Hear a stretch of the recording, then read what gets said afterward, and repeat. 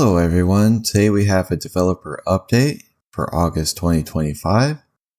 The update is not going to arrive until next week, so let's check out the notable gameplay changes you can expect from the public test build, plus stay tuned for next week's P2B patch notes. We'll share the precise values that are changing for each of the topics below. So yeah, this is not going to be very specific, but let's get into it anyways. Alright, a new feature, slugging reduction update. If survivor is left in a dying state for a total of 90 seconds during a match, they gain the ability to pick themselves up after fully recovering. Add the option to enable and disable this mechanic in custom games. Perks that enable you to recover from the dying state like boon exponential will continue to function as before, without needing to meet this requirement. Gradually increase crawling speed for survivors who are left in a dying state. Add the ability for survivors to recover from crawling. Recovery now occurs passively with no need to hold the button. Interesting, okay. So yeah, it's going to be base kit unbreakable, but it's going to be passively, so you don't have to press any buttons. Especially when you're crawling. Sometimes, unless you have certain perks, you can't recover while you're crawling. So yeah, interesting that it's just automatically going to do it. So this is going to be really strong. Dev note, when it comes to slugging, we know it can be frustrating if you're on the receiving end of it too often or for too long. We also know that sometimes it's a smart move. This update system acknowledges this, allowing the killer to slug occasionally when they feel like it's the right call, but will eventually kick in and swing in the survivor's favor if slugging is used excessively. A big part of this is also about making the experience of being slugged more pleasant, as much as being slugged can be at least. The recovery changes and crawling speed will give you a bit more agency when down, so you aren't just holding a button and waiting for someone to come for the save. Alright, very interesting. I'm really concerned about how they're looking at sabotaging, because one of the main reasons that you would slug someone is because Jake Park is out there sabotaging all your hooks and you can't really get him to a hook. So are they gonna cover that as well? That's my main concern when I'm looking at this. Alright, let's see. Tunneling reduction update. When a survivor is hooked, their hook status is hidden from the killer. When they're unhooked, there is no notification and their hook status is revealed immediately.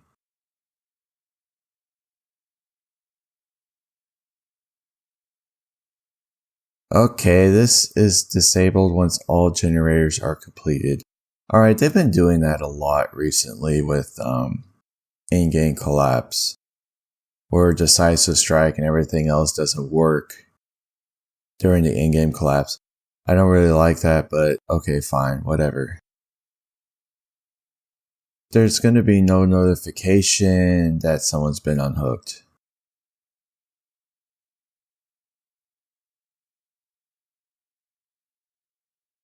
Unhooked survivors gain the following effects for a limited time: haste, endurance, and elusive. See below. So okay, it's kind of like babysitter, I guess, and borrowed time, so they're going to get both. No collision with other players, both killer and survivor. Immunity to killer instinct. Sees the killer aura nearby. These effects are lost when the affected survivor performs a conspicuous action. So yeah, just don't jump right back on a gen, otherwise the killer's just going to tunnel you. All these effects, except haste and endurance, are disabled once all generators are completed. Alright, so yeah, you're not going to get any of this stuff during the end game.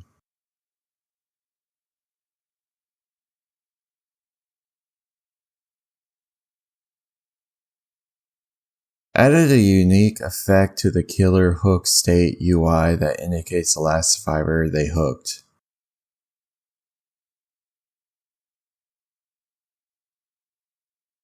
Okay, interesting. So the killer's gonna know which survivors they hook so you don't tunnel the... Let's just say there's like 4 Adas in the game. It sounds like this is gonna tell you which survivor you actually hook so you don't chase the same survivor. Alright, interesting. I mean, this can be used to try to tunnel someone, but at least those of us who don't want to tunnel people know who you're actually chasing. Because sometimes I don't even know, because it's the same survivor. Or I'm just tired and I'm not really paying attention. I'm just trying to chill and play a video game, and I'm not really thinking about it too much. Now I get to know who it is. Alright. After completing a unique hook, the same survivor is not hooked consecutively. Killers get the following benefits.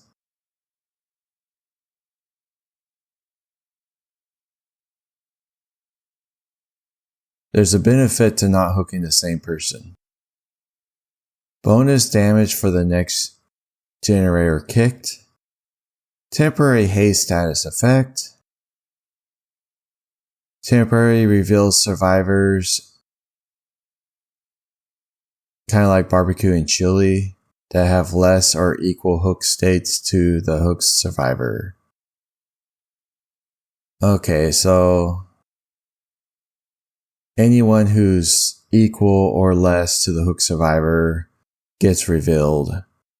I don't like that there's so many aura revealing perks already in the game. So they're going to have a little bit more aura. That's going to be a little oppressive. Let's just say for like Blight and Hillbilly, being able to see someone just immediately go to that person, that could be very, very oppressive. So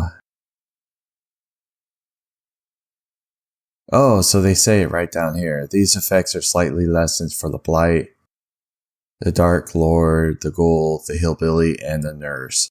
Alright, so they thought about this. That's really good. So I was a little worried about it when I read it. Slightly lessened. I don't know what that means. You see less aura, or does it mean the distance is different? Maybe they're further away. I'm not sure. We'll have to see in the PTB what they even mean. These effects are disabled once all generators are completed. Alright, so yeah, whatever. Alright, added new effects that disincentivizes tunneling.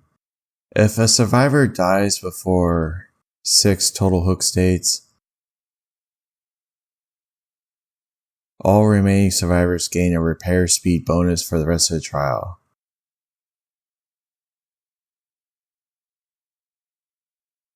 Huh. Wow, that's a big boost. So if you accidentally go after someone and you end up finding the same person over and over again on accident, sometimes that happens. Sometimes Bill just is like the worst hider in the game. Just ends up showing up all the time. It's like, oh, I accidentally killed Bill. Now the survivors gain a repair speed bonus for the rest of the trial. That could be really devastating. So yeah, don't tunnel out Bill. If the survivor that was last hooked is sacrificed or killed, generators cannot be regressed or blocked. Wow. So yeah, this is a huge survivor buff. There's some killer buffs too, but it's really interesting. So you have to be a little bit strategic. which I kind of like. I kind of like it, but I want to see if they cover some of the reasons why people are tunneled or sacrificed. I haven't seen some of that. Added the option to enable or disable these new mechanics in custom games. Updated several survivors and killer perks to account for these changes. Alright, dev note. It's no secret that tunneling can be seen as an efficient way to play for killers. While this can be true, it is also true that the results of this can be frustrating for survivors, leading to trials ending too quickly for some, while leaving others to fend for themselves in a match that is now more difficult. The intention here is for both roles to feel the benefit and incentives that come from spreading hook states. On the other hand, survivors have become better opportunities to evade and reset after hooks, while also limiting these tough situations where losing a survivor too quickly causes things to go south quickly and snowball. On the other hand, killers are able to apply more map pressure to push back against efficient teams, covering ground post-hook and strengthening gen regression. Yes. But let's say someone's always flashlight saving or always sabotaging your hooks. I haven't seen anything yet. I'm a little worried about this. There's a few situations where going for someone is necessary. Slugging and tunneling, or whatever reason, is because someone's being very annoying and sabotaging all your hooks. Again, they haven't mentioned it yet. Alright. Added a new status effect that silences grunts of pain and suppresses survivor's aura, pulls of blood, and scratches.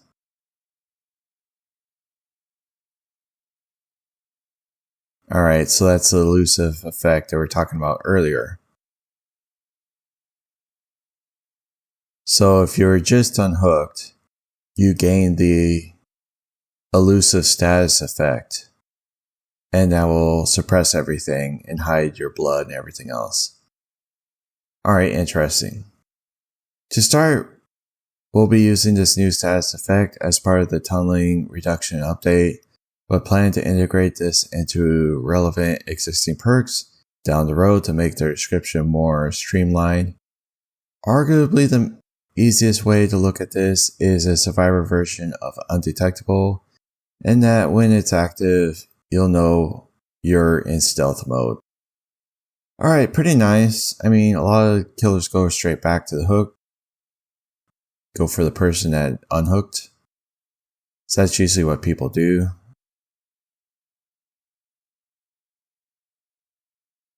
So it's kind of nice though to avoid tunneling overall. I mean, when the game first started, it was so dark, you could just hide, which was really nice. I kind of miss those days.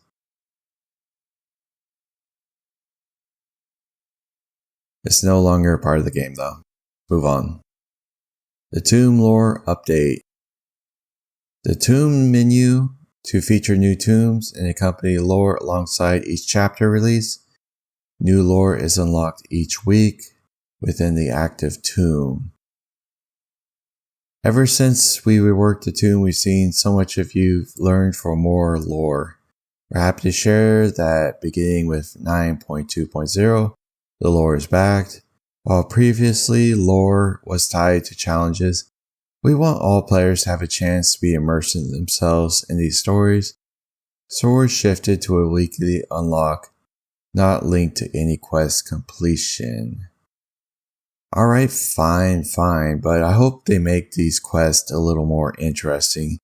All of these quests are very easy to do, more of a grind, and not really interesting. I hope they return to at least some challenging quests are interesting with a good reward, rather than just some brain dead challenge that, hook 100 people. Well, sure, you could do it eventually if you really want to grind for something, but that's boring. I want to do something fun in the game. And so far the quest system has been very boring for me. I don't like it. Alright, the shape. Replaced Evil Within with 2 modes that can be toggled with a button press. Stalker mode, 4.2 movement speed, undetectable, and can stalk survivors. Alright, Pursuer mode, 2.6 movement speed, 24 meter tear radius, increased vault speed, bonuses to lunge range, break speed, and some recovery, and cannot stalk survivors. Okay, interesting. So you can switch between undetectable and pursuer mode, but then you can't stalk. You can only stalk in the stalker mode. Interesting, but you slow down.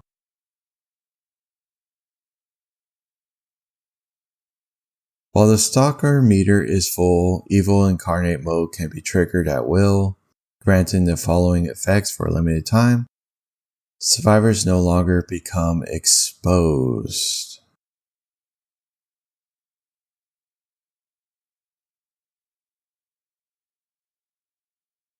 Okay, I don't know if I like that. Is this a big buff or a big nerf? Because it's almost sounding like a big nerf.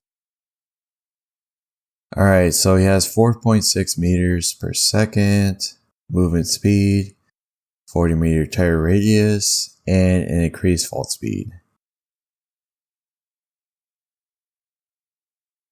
Unlock the Slaughtering Strike ability.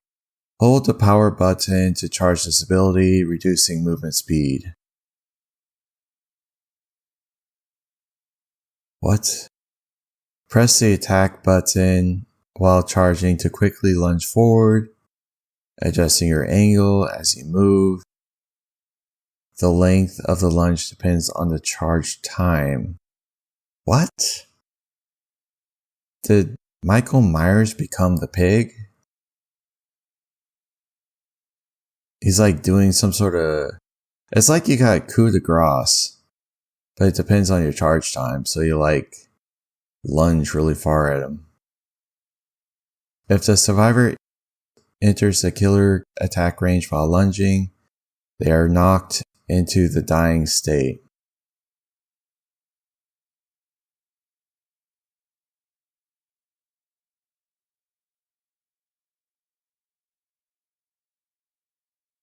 Okay, so what, they are exposed? Sounds like they are, but only if he uses his ability.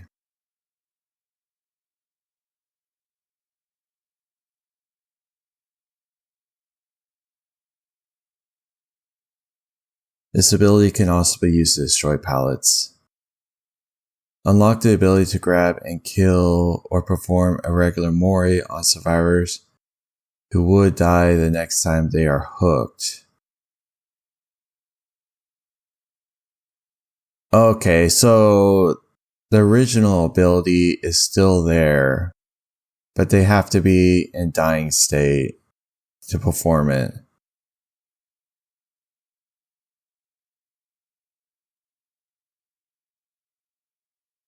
Interesting. I don't know what I think about this. I think if you're going to do the Evil Incarnate achievement, you better do it now because it's going to be a lot harder.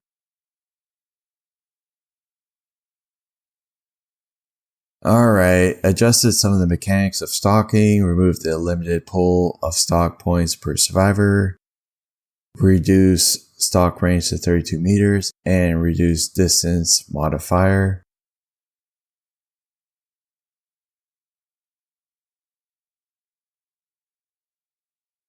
Oh, so the stalk range is even shorter than it used to be.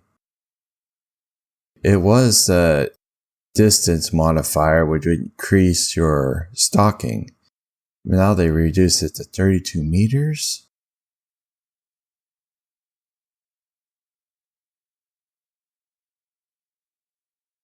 So you have a 24 terror radius in pursuer mode, but you're undetectable when you're stalking. Your stalk range is 32 meters. You have to get pretty close to stalk. I don't know. Moving while stalking has increased the movement speed, but incurs a reduced stalk rate. So it's better to stand still to increase the stalk rate. So if you're in a good spot, you can just sit by, you'll get an increased stalk rate. But you can't stalk very far. Let's say you want to get on top of a building, you want to stalk people far away. You can't do that anymore. Well, the chances of doing that are decreased.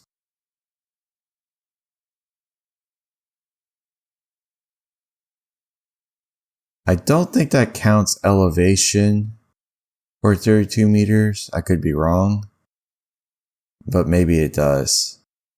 I'm not sure.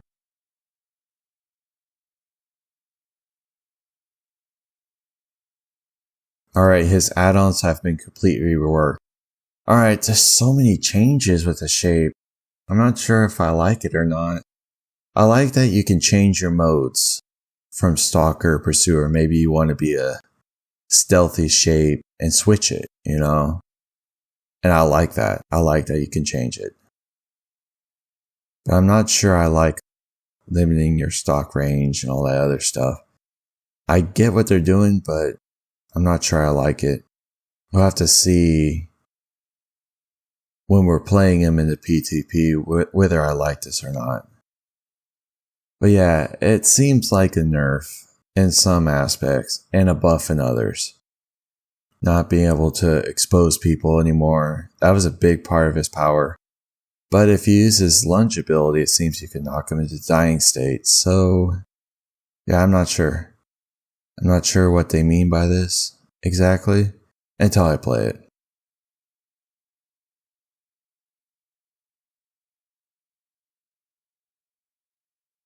See what they say about it though before I move on.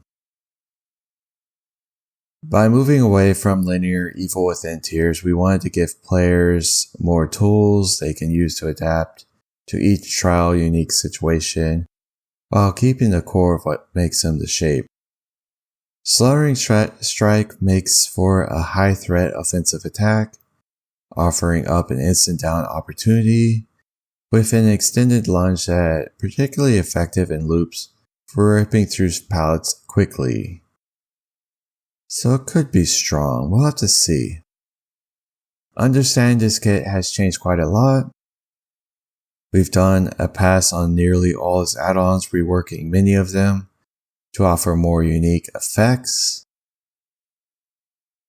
In particular for those who prefer his old playstyle.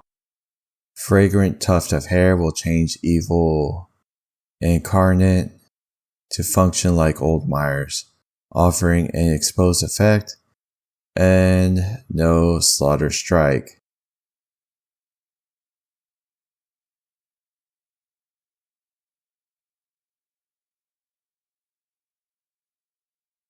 So maybe some of his add-ons will change him into old Myers. So maybe Evil Incarnate won't be messed with. But you still have to be so close, I think, to get your Evil Incarnate. Because, like it says, reduce your stock range. So it might be still harder to get the achievement. It's hard to say. Alright, the clown. Everyone wants to know about the clown. And looks like they only did a minor update. So let's see. Increase the activation time of the Afterpiece Antidote. Increase how long the Afterpiece Tonic Hindered effect lingers after leaving the smoke. And I'm not sure that's really what people wanted. They think the haste is a little too much, which I think it is. I don't know, if you throw it far enough ahead, it's just going to activate, right? So yeah, I'm not sure. I don't think this is what people wanted.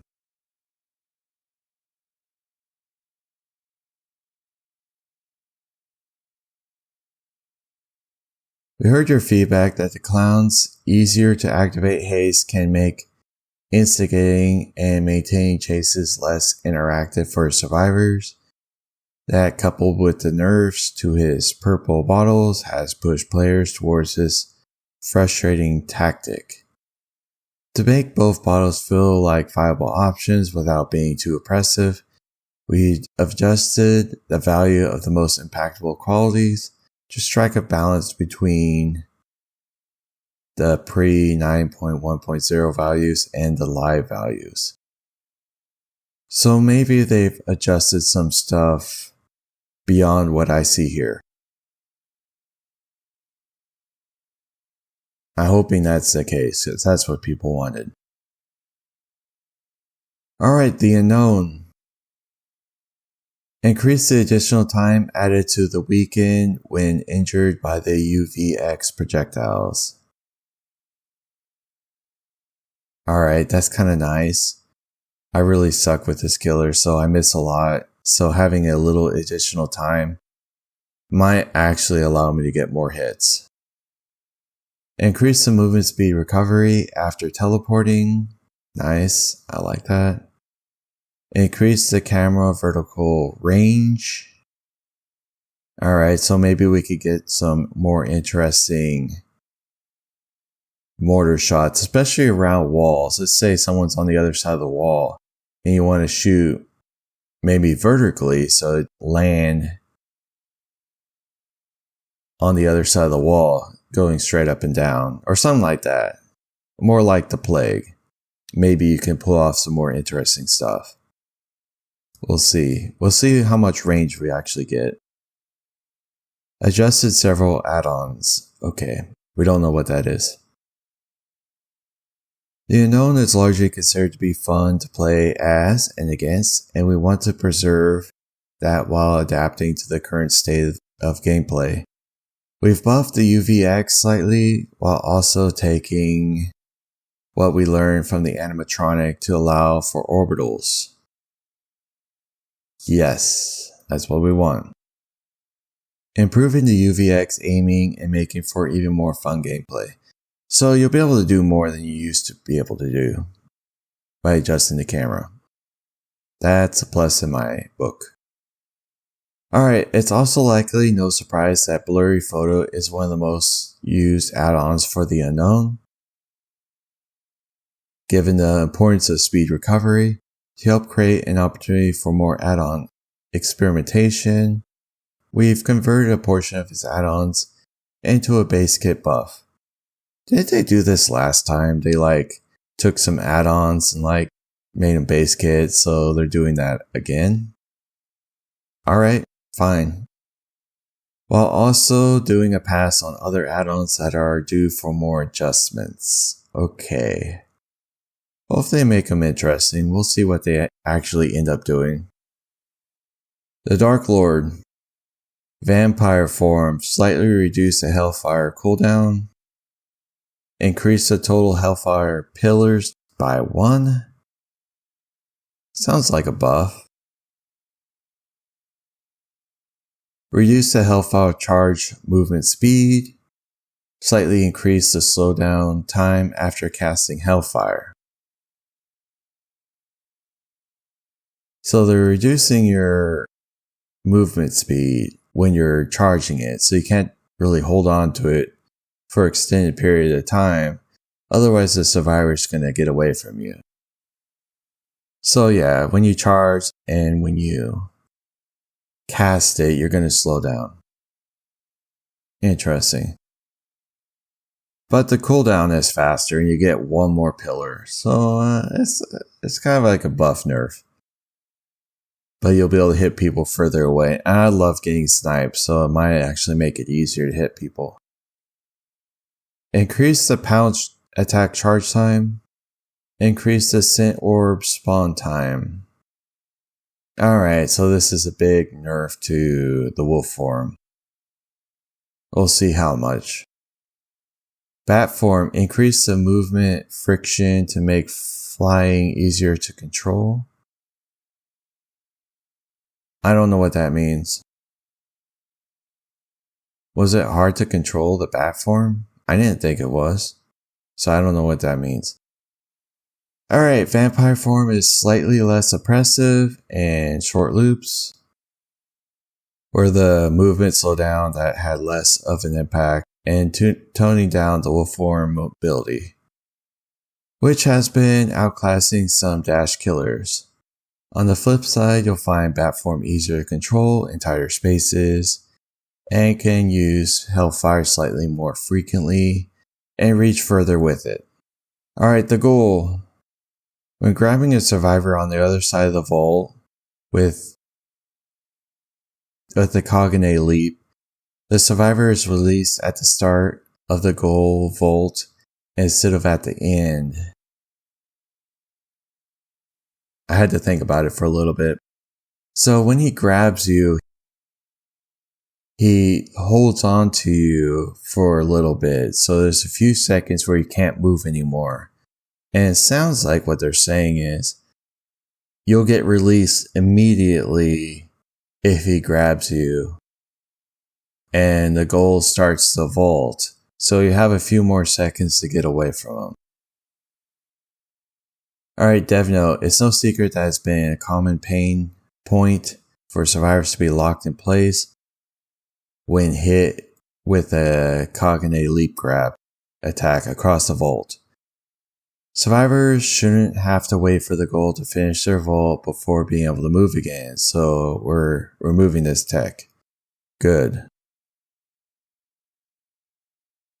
Alright, the Oni. Hooking a survivor now spawns more blood orbs.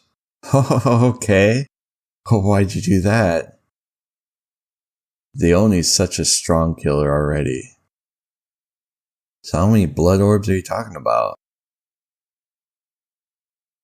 Feed the Oni. Feed the Oni lots of blood. We understand that with the changes we're making to address slugging, this will impact the Oni slightly, so we want to mitigate this by turning hook survivors into a greater source of power gauge buildup. The Oni is rewarded with more quickly snowballing power by hooking.